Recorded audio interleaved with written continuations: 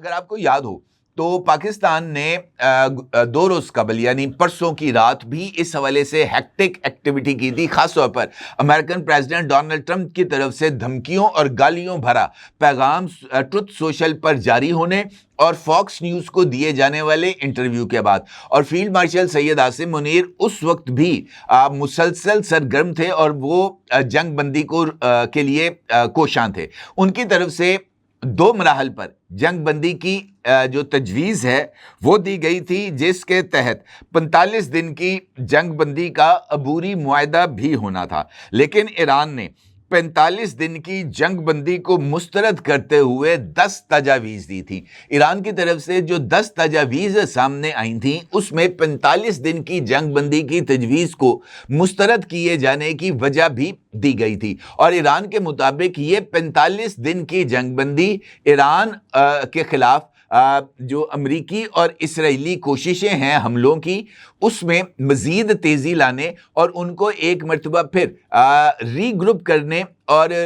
ری energise کرنے کی ایک کوشش تھی. لہٰذا ایران یہ سمجھتا ہے کہ اگر جنگ بندی ہوگی تو وہ فل اینڈ فائنل ہوگی. یعنی ایران کی طرف سے جو پہلی شرط تھی، یہ جو 10 تجاویز ان کی طرف سے آئی تھی، اس میں مکمل جنگ بندی کا اعلان جو ہے وہ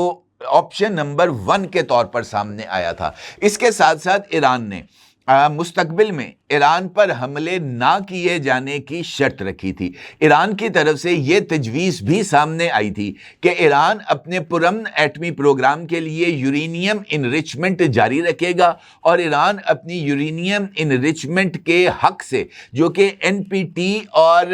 یہ جو دیگر عالمی معاہدے ہیں ان کے تحت ہے، اور اس کے لیے ایران اپنی تمام ایٹمی سائٹس کو انٹرنیشنل اٹامک ایجنسی کمیشن کے جو انسپیکٹرز ہیں ان کے لیے بھی اوپن کرے گا. ایران نے نہ صرف ایران پر حملے بلکہ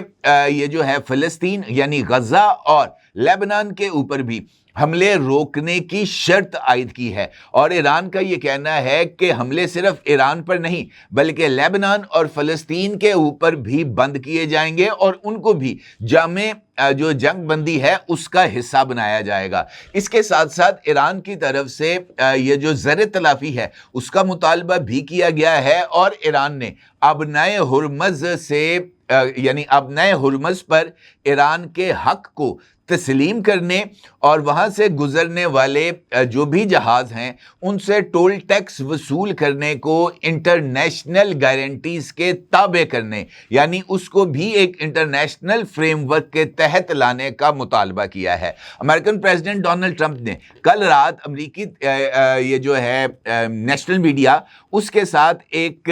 پریس کانفرنس کی، اور اس سے پہلے ایسٹر کی تقریبات کے موقع پر ان کی میڈیا کے ساتھ گفتگو بھی ہوئی. اگرچہ انہوں نے اپنی پریس کانفرنس اور میڈیا ٹاک میں ایران کی طرف سے موصول ہونے والی تجاویز کو مسترد کر دیا، لیکن اس کے ساتھ ساتھ انہوں نے اس بات کا اعتراف بھی کیا کہ یہ ایک اچھی پیش رفت ہے. امریکن پریزیڈنٹ ڈونلڈ ٹرمپ نے اس بات کا ذکر کیا ہے کہ وہ ایران پر حملے نہیں کرنا چاہتے، لیکن اگر ایران کی طرف سے جنگ بندی نہیں ہوتی تو پھر امریکہ کے پاس اس کے علاوہ اور کوئی آپشن نہیں ہے کہ وہ ایران کے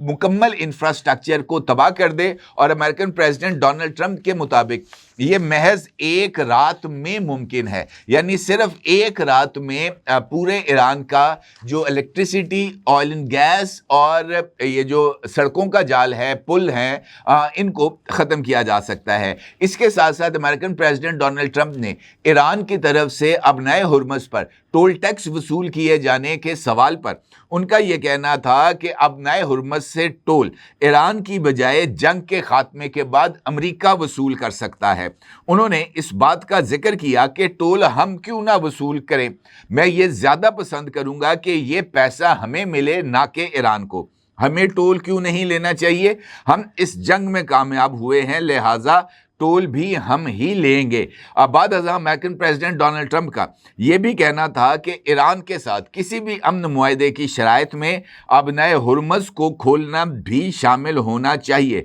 हमें ऐसा मुआहदा चाहिए जो मेरे लिए काबिल कबूल हो, और इस मुआहदे का एक हिस्सा ये होगा कि हमें तेल की आज़ादाना तरसील चाहिए। इसका मतलब ये है कि अमेरिकन प्रेसिडेंट डोनाल्ड ट्रंप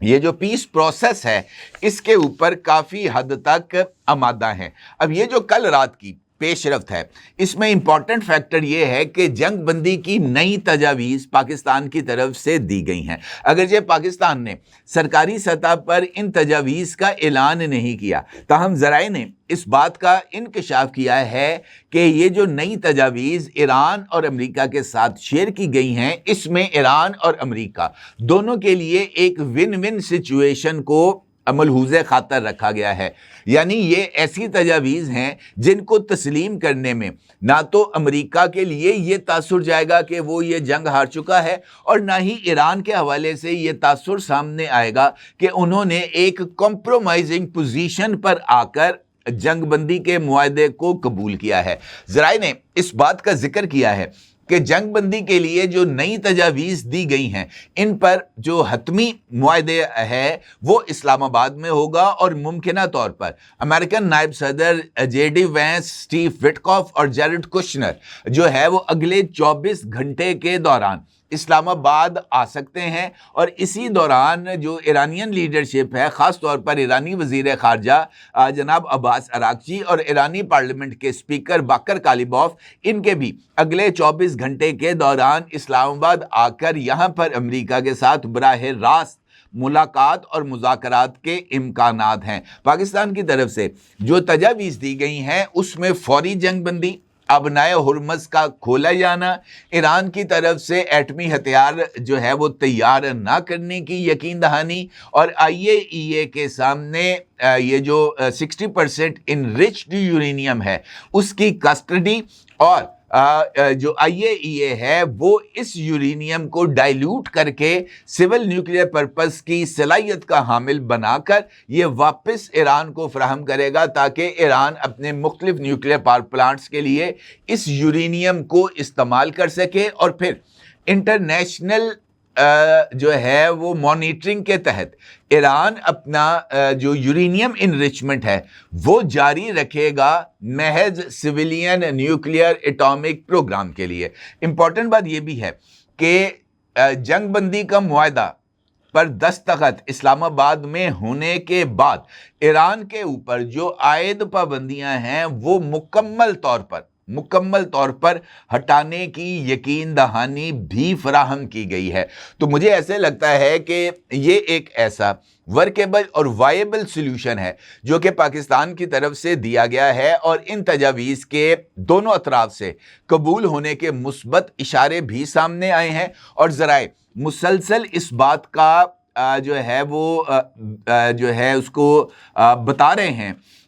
तस्दीक कर रहे हैं कि जंग बंदी आज किसी भी वक्त हो सकती है, लिहाजा किसी भी वक्त कोई भी बड़ी खबर आने के इम्कानात हैं, सवाए इसके कि इसराइल की तरफ से कोई ऐसी जारहियत ना की जाए जिसका ऐलान उनकी तरफ से किया गया है, ऐसी जारहियत जो इस सारे किए किराए पर पानी फेर के रख दे, और इसराइल को रोकने की जिम्मेदारी पाकिस्तान की नहीं अमेरिका की है, और देखना यह है कि अमेरिका अपनी इस जिम्मेदारी से ओहदा बरा होता है या नहीं। क्योंकि अगर इसराइल को ना रोका गया और इसराइल की तरफ से हमले जारी रहे तो फिर ये जो पीस प्रोसेस है ये मुकम्मल तौर पर डीरेल होने का इम्कान है।